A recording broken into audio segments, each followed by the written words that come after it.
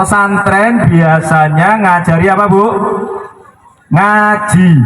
Saya kepingin santri-santri tidak hanya ngaji, tapi juga punya usaha. Kenapa kok harus punya usaha? Karena Nabi kita adalah Nabi pengusaha. Nabi Muhammad niku orang kaya atau orang miskin? Orang kaya atau orang miskin? Loh kok bingung? Orang kaya atau orang miskin? Orang kaya atau orang miskin? Jangan bilang orang kaya, orang kaya raya. Orang kaya raya. Bukti kaya rayanya apa Pak? Nabi Muhammad menikahi Ibu Khadijah, maharnya apa Bu? Onta merah. Jumlahnya berapa? Ada yang mengatakan 40, ada yang mengatakan 20. Yang paling kuat adalah 20. Pada zaman itu onta digunakan untuk dagang. Kalau sekarang itu berarti onta nilainya sama dengan mobil Avanza. Berarti Ibu Khadijah mendapatkan mahar berapa mobil Avanza Bu? 20. Ibu-ibu di sini yang dapat mahar mobil satu aja siapa? Nanti saya tambah satu. Maharnya berapa? Maharnya apa Pak? Maharnya apa Bu? Dapat apa Bu? Seperangkat alat sholat dibayar ngutang, ya kan? Loh, Nabi Muhammad itu adalah orang yang kaya raya, maharnya 20 ekor onta, mendapatkan istri yang kaya raya. Memangnya ada perempuan yang kaya raya mau dinikahi oleh laki-laki yang miskin? Ada? Enggak ada. Ibu-ibu kalau dunia bisa diputar ulang, pengen dinikahi laki-laki yang kaya atau yang miskin? Kaya Pak. Pengen dinikahi yang kaya ternyata.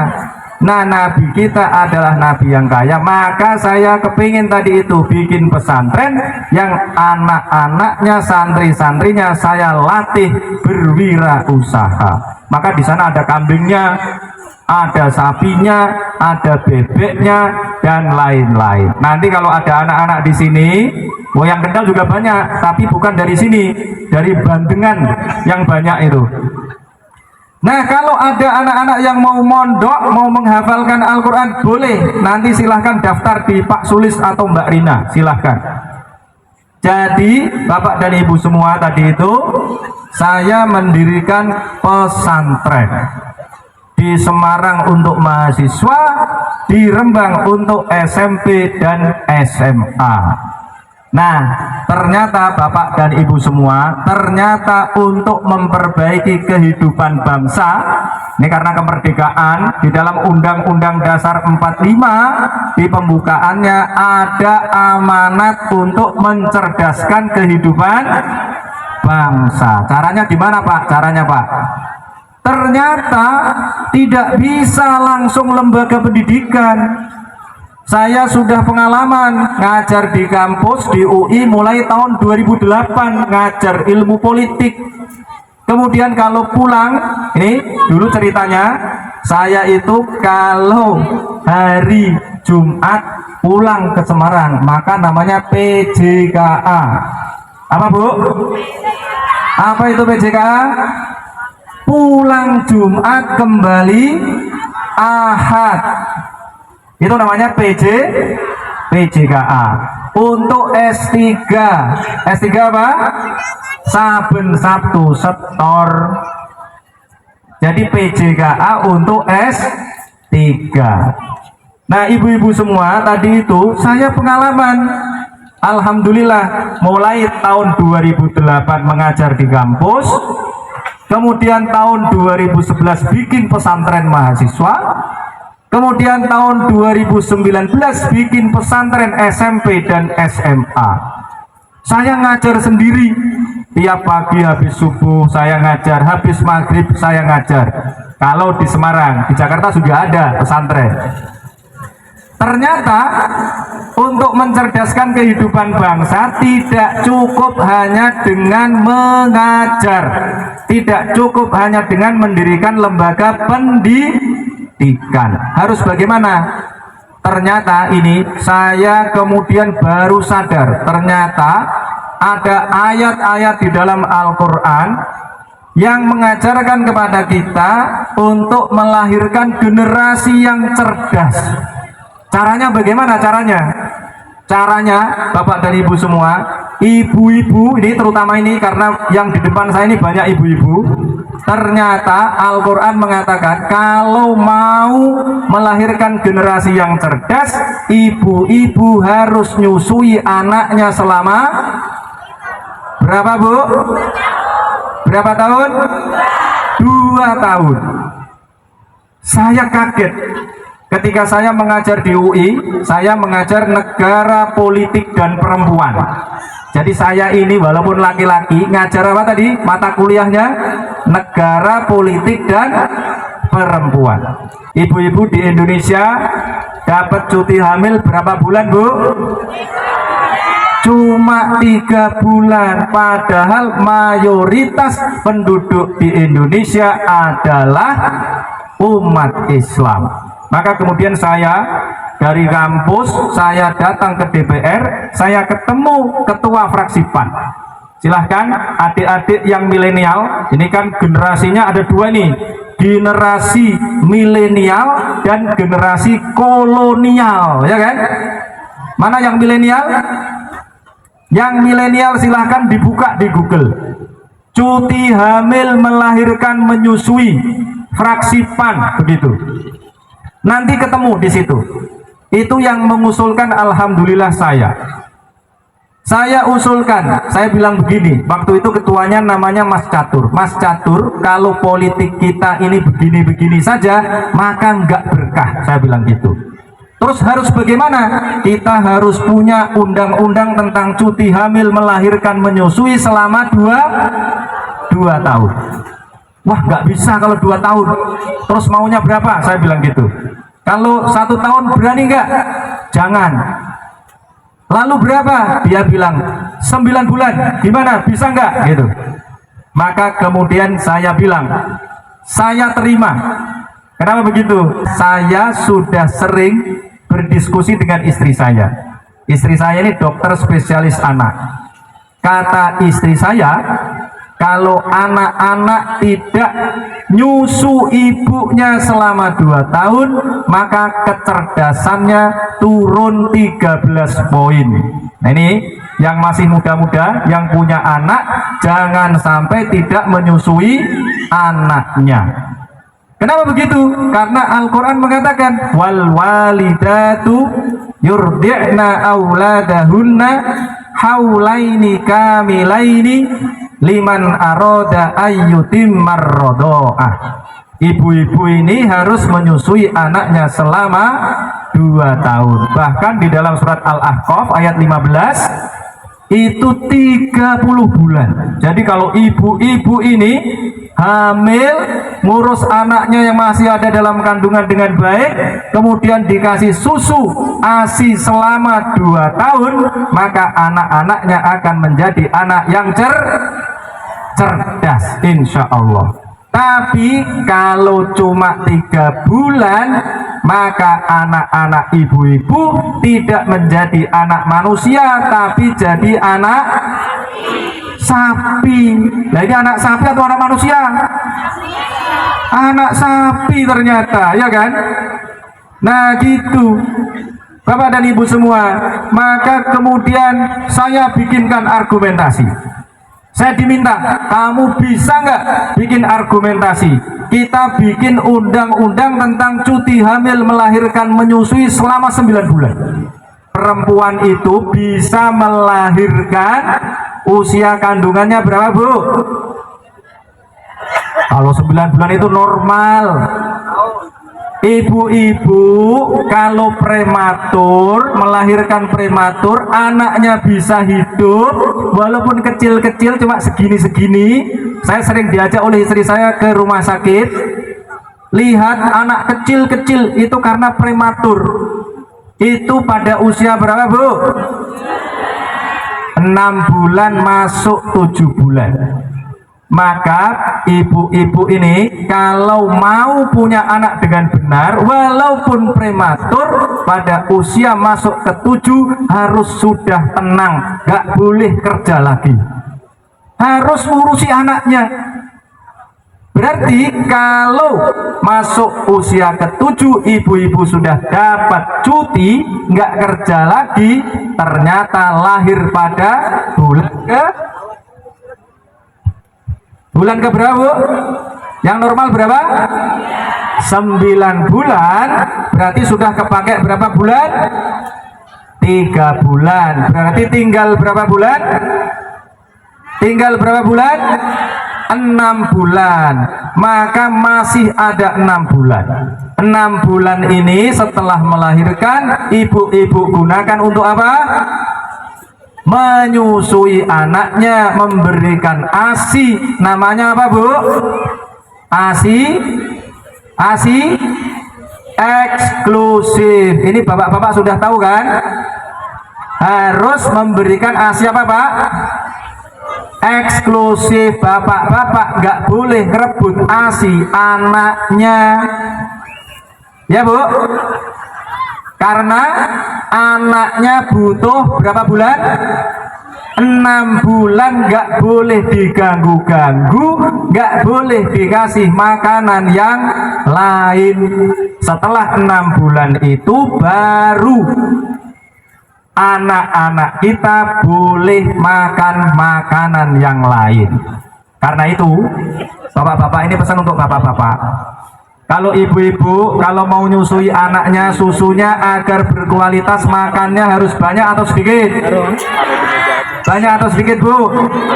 Banyak. Itulah sebabnya banyak ibu-ibu yang tadinya langsing-langsing jadi gembrot. Yang tadinya langsing jadi gembrot.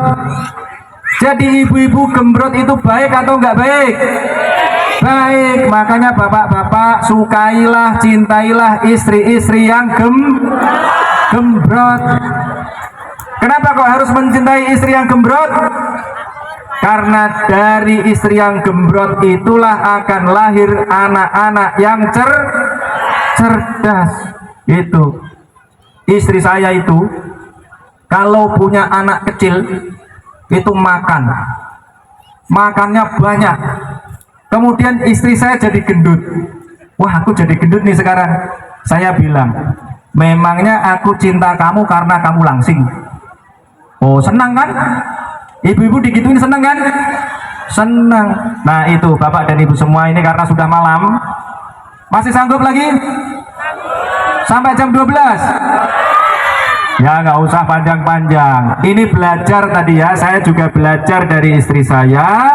Anak saya itu yang 4 tadi itu dengan perencanaan. Anak saya yang kelima ini adalah anak bonus tanpa perencanaan. Dan ini nggak boleh ditiru bapak-bapak dan ibu-ibu. Kalau bapak-bapak dan ibu-ibu ini yang sudah senior-senior, yang sudah nenek-nenek, yang sudah kakek-kakek, ingatkan anak-anaknya yang mau punya anak, jangan sampai punya anak tanpa perencanaan. Maka kita ini harus keluarga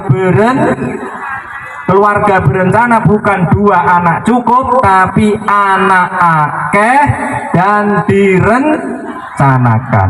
Rencana saya itu punya anak 4. Namanya sudah saya rencanakan. Sejak awal saya menikah sudah punya nama. Yang pertama adalah Atana Hukmadinina. Yang kedua Atina Hikmatamil Latina. Laki-laki perempuan. Kalau ada yang ketiga namanya Atana Mulka Baladina.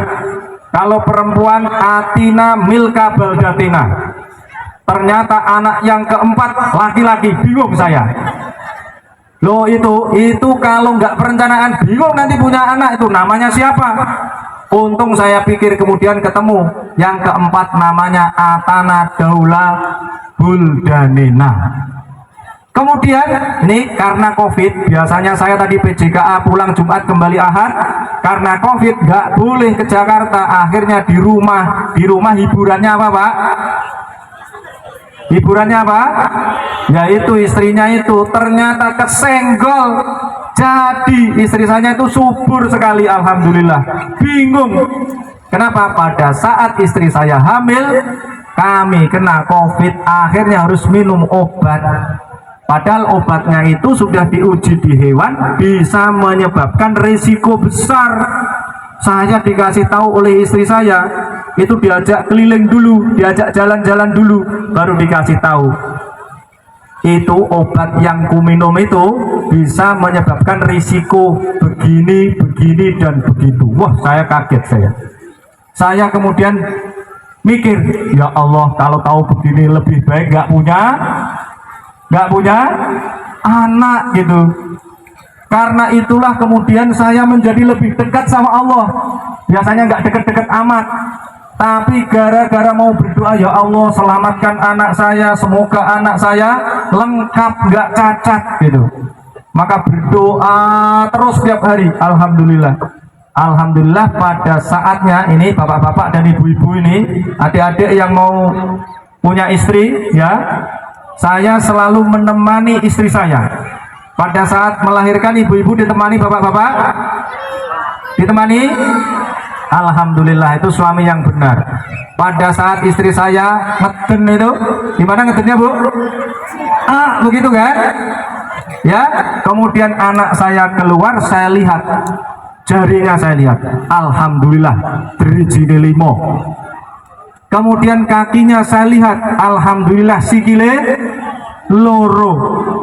Saya lihat hidungnya, alhamdulillah hidungnya bolong. Alhamdulillah normal. Kemudian saya tunggu, alhamdulillah sekarang ini juga normal. Hanya ada satu kekurangannya sekarang giginya gigis. Itu berdasarkan penelitian istri saya, karena obat yang diminum pada saat dia hamil karena kena COVID itu. Makanya kita semua ini harus merencanakan kehamilan agar mendapatkan anak yang berkualitas. Kemudian apa yang harus dilakukan lagi Bu? Kalau punya anak selain nyusui tadi itu, makanannya harus makanan yang bagaimana Bu? Yang bergizi seimbang namanya. Ini saya belajar lagi nih, dulunya saya nggak tahu. Ternyata di dalam Al-Quran juga ada, cuma kita sering salah memahaminya. Ibu-ibu biasanya kalau ngomong sama tetangganya, sama orang-orang, mangan sing penting apa Pak? Warak, sing penting halal gitu kan? Mangan sing penting halal. Niku nggih bener tapi kurang tepat. Sing bener yang tepat bagaimana? Mangan yang halalan thayyibah. Ya ayyuhan nasu kulu mimma fil ardi halalan thayyibah. Halalan thayyibah itu bagaimana?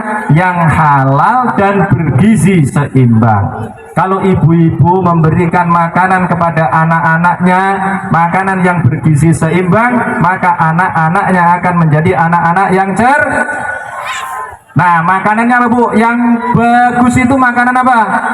Di antaranya adalah daging sapi, daging kambing. Anak-anak di sini makan daging sapi berapa kilo per tahun? Berapa kali dalam setahun? Waduh, kok sekali. Nah, ini yang menyebabkan jadi ketinggalan. Maka jangan hanya pelihara sapi kemudian sapinya dijual, tapi sekali-sekali sapi ini disembelih. Boleh? Nah, kok harus disembelih? Ini terakhir. Kalau tidak ada sapi yang bisa disembelih, ini tiru saya. Saya punya santri-santri di sana. Kalau saya sembelihin sapi, wah sapinya habis. Caranya gimana Bu? Caranya ternyata ada alternatifnya. Apa yang harus dimakan oleh anak-anak kita? Daun kelor. Daun apa Bu? Kertas daun kelor? Nah, di Eropa yang bisa makan daun kelor adalah orang-orang kaya. Tapi kalau di Indonesia, daun kelor dinggo ngedusi wong mati lah. Itu mestinya daun kelor digunakan untuk makan siapa? Anak-anak kita. Itu gizinya tinggi sekali. Maka nanti pulang dari sini nandur kelor sebanyak-banyaknya agar anak-anak kita menjadi anak-anak yang dan bagus juga untuk ibu-ibu agar asinya banyak. Begitu ya ibu-ibu semua. Semoga malam ini menjadi malam yang bermanfaat, malam yang penuh dengan keberkahan, dan ibu-ibu semua nanti pulang dari sini semuanya nandur kelor. Alhamdulillah. Demikian yang saya sampaikan. Sudah malam. Nanti lain kali kita sambung. Semoga Allah Subhanahu wa taala memberikan berkah kepada kita semua. Negara kita menjadi negara yang lebih baik. Wabillahi taufik wal hidayah. Wassalamualaikum warahmatullahi wabarakatuh.